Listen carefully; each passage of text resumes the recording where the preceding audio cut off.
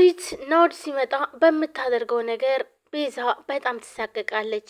ቆይ አንቺ ሰው ግን ምንድነው ችግርሽ? ሰው ዝም ሲልሽ ሲጠላሽ ለምን አይገባሽም? ለምን ነው ዝም የማትዩ? አርፈሽ ትቀመጪ እንደው ተቀመጪ። እዩልሽ እኔ አጎቴን አክብሬ ነው እንጂ አንቺን ግን አንድ ቀንም እዚህ ቤት አላሳድርሽም ነበር ትላታለች። እዩልሽ በማወራው ነገር ጣልቃ አትግቢ፣ አርፈሽ ተቀመጭ። ወይዘሮ ቤዛ ልታስፈራሪኝ የሞከርሽ ነው? ይኸውልሽ ልንገርሽ አይደለ እንኳን እኔ አይደለም እነዛ ወንድምና እህቶችን ጥገኝነቶችን ማስወጣት አልቻልሽም ትላታለች። አንቺ ሴትዮ ቆይ ግን ለምንድን ነው አፍሽን የሚያዘጊው? ምን አለ ጥፍርሽን ከሚነቅሉ ምላሽ ቢቆርጡልኝ ትላታለች። ቤዛ ምርር ትልና ሉሊት ብዙ ጊዜ በጣም እያሰቀቀቻት ነው። በተለይ ደግሞ አሁን ላይ ደግሞ ከጽዮን ጋር ለኤፍራታ በተደጋጋሚ ስትደውልላት ኤፍራታ ግን ስልኳ አላነሳችም። በጣም ተጨናንቃለች። አሁንም ድጋሚ ደውለች። ኤፍራታ ስላመማት ስልኳን ማንሳት አልቻለችም። እናም በስተመጨረሻም ስልኳን ታነሳላታለች። ጽዮንም ኡፍ ተመስገን፣ ግን ደህና ነሽ? ምን ሆነሽ ነው? ቆይ ግን ስልክሽን ማታነሺው ትላታለች። ያሰውት እኮ ጽ ትላታለች። እና ታዲያ ሊዘጋ ሲል እኮ ነው ያነሳሽው። እኔ እኮ ይኸውልሽ ድምፅ ሲጠፋ እኮ በጣም ነው የምጨነቀው ትላታለች። በቃ ጽዬ በጣም ይቅርታ አድርጌልኝ፣ ግን ደግሞ በጣም አሞኛል። እኔ እንጃ ብቻ የምበላው ነገርም እየተስማማኝ አይደለም። እውነትሽን ነው? ቆይ ቆይ ምን ተፈጥሮ ነው? ምን ሆነሽ ነው? እሺ አሁን እሺ የት ነሽ ያለሽው? ልምጣ ትላታለች። ቤት ነኝ ትላለች። ፊት ስራ መጀመር አለብሽ ብሎ ወደ ድርጅቱ ወሰደኝ። እናም እዛ በደረስንበት ሰዓት ግን አመመኝና አዙሮ ወደኩኝ።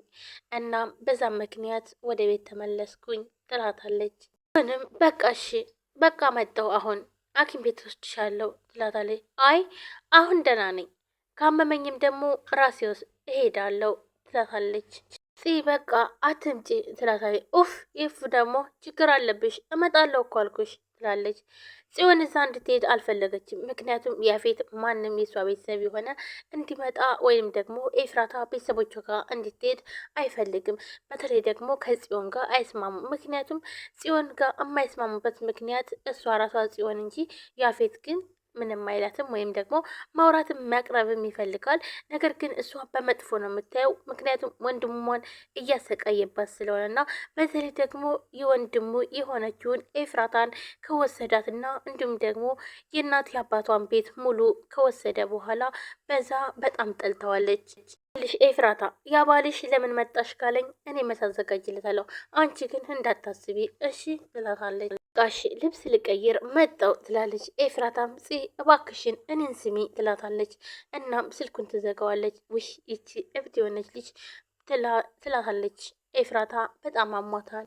ቤዛና ሉሊት አንድ ላይ ቁጭ ብለዋል እና ቤዛ ምንም አይነት ወሬ አታወራትም ሉሊትን። ሉሊት ወደዛ ወደዚህ ትላለች። በጣም ጨንቋታል። ሉሊት ዝም ማለት አትወድም፣ ማውራት ትወዳለች። ወደዛ ወደዚህ ስትል ግን ምንም አይነት መልስ አልሰጠቻትም። በዛ ላይ ደግሞ እጇን ስለታመመች ቤት ነው ያለችው። እና ቤዚ ቆይ ግን ልጁ ግን በቂ ብር አለው አይደለ ትላታለች። ቤቲ ጥርስ በጥርስ ስላደረገሽ እና እንዲሁም ደግሞ ናታንን አስረስቶ ልብሽን የወሰደው ልጅ ስለሱ ነው የማወራው ትላታለች። ቆይ ግን ለምንድን ነው ግን ሰው ዝም ስልሽ ዝም ማቴ? ቆይ ቤዛ ያገኘችው ጋር ሂዳ የምታርፈው ዝንብ መሰለችሽ እንዴ ትላታለች። እሱማ አይመስለኝም ትላታለች። ዛም በጣም ትበሳጭና ሴትዮ እባክሽን አፍሽን ዝጊ፣ የሰው ትዕግስት ይግባሽ፣ እኔ ግን እየታገዝኩሽ ነው፣ እባክሽን ዝም በይ፣ እስኪ ዝም ማለት አትችይም ብላ ትጮኋለች። አሁን እኔ እዚህ ቤት አንቺ እንደኖርሽ እንድጸጸት አታድርጊኝ፣ እባክሽን በተቻለሽ መጠን አፍሽን ዝጊልኝ ትላታለች። ልሽ ሴትዮ በማወራባቸው ነገሮች እየገባሽ ጣልቃ አትግቢ ብላ ቤዛም በጣም ትበሳጭበታለች። ሰላም ሰላም፣ ውድና የተከበራችሁ የቻናል ቤተሰቦች እንዴት ናችሁ? ደህና ናችሁ? ሁሉ ሰላም ሰላማችሁ ብዙ ይበል። ለዚህ ቻናል አዲስ የሆናችሁ ሰብስክራይብ፣ ላይክ፣ ሼር በማድረግ ቤተሰቡ ነው። ቤተሰቡ ናችሁም ከልብ ነው የማመሰግነው። ውድ ቤተሰቦች ሐረግ ድራማ ቀጣይ ክፍል ይዤላችሁ መጥቻለሁ። ሁላችንም እንግዲህ በጉጉት የምንጠብቀው የኤፍራታ መጨረሻዋ ምን ይሆናል? ኤፍራታ ከእንግዲህ ጽዮን አሞኛል በተለይ ደግሞ ሰሞኑን እያዞረኝ ነው፣ እንዲሁም ደግሞ የምበላቸው ምግቦች አልተመቹኝም እና ምን እንደሆንኩ አላውቅም። እንዲሁም ደግሞ ያፌት ጋር ድርጅቱ ጋር ሄጄ ነበር፣ ነገር ግን ደግሞ መንገድ ላይ አዙረኝ ከዛም ተመለስኩኝ ስትላት ጽዮንም ምንድን ነው ምን ሆነሽ ነው ምን ተፈጠረ? በቃ መጣሁ እሺ እኔ ሐኪም ቤት ወስድሻለሁ ትላታለች ማለት ነው። እሷም መምጣት የለብሽም እኔ ራሴ ካመመኝም እኔ ራሴ ሄዳለሁ እባክሽን አትምጭ ስትላት፣ ነገር ግን ጽዮን ግን አልሰማቻትም እና አይ እመጣለሁ ብላ ስልኩን ትዘጋባታለች ማለት ነው። ኤፍራታም ወይ እንደውቺ እብድ የሆነች ልጅ ትላለች። እናም ጽዮንም ትሄዳለች ቤት ስትሄድ ግን መጀመሪያ በጣም ተክሳ ነበር። ምክንያቱም ያየችው ነገር ለእሷ ሰላም አልሰጣትም። ምንድን ነው እንግዲህ የአፌትና እንዲሁም ደግሞ የኤፍራታ የሰርግ ፎቷቸው ተሰቅሏል ግድግዳ ላይ እና ኤፍራታን ሰላም ከማለቷ በፊት ግን እሷ ቁማ እያየች ነበረ። በጣም ብዙ ጊዜ ያየችው እና ኤፍራታም ቆይ አይበቃሽም እንዴ? ምን ነው ፎቶችን ላይ ተተክለሽ እኮ ነው ከለራችን ታስለቅቂ ነው እንዴ አለች። እንኳን አይደለም ከለሩ እንዳለ በቦጫጭቀውም በጣም ደስ ይለኝ ነበር ትላለች። በጣም ተበሳጭታለች። በቃ ነይ እባክሽን ነይ በቃ ብላ አታላ ቁጭ ታደርጋታለች። እናም ምንድን ነው ቆይ ምን ሆነሽ ነው ለምንድን ነው ያመመሽ ትላታለች።